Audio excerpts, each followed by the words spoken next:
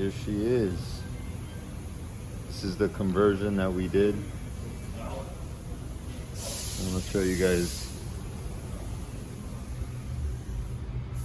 This is everything inside here. That's the frame, the part of the kit. Comes all the way to the top, and that's where we joined it. So we didn't cut the whole thing apart.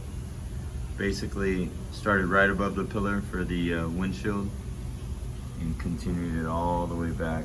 You can see here all the weld marks. There. All the welds here. This is the part where we connected.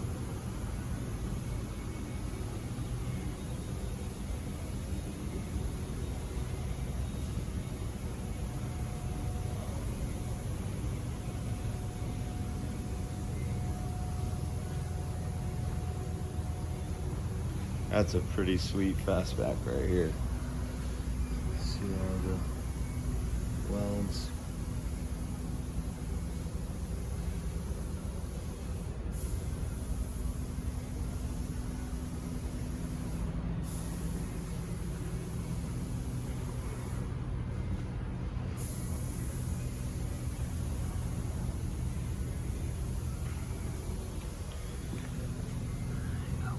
All inside here with the new inner fender or outer fender.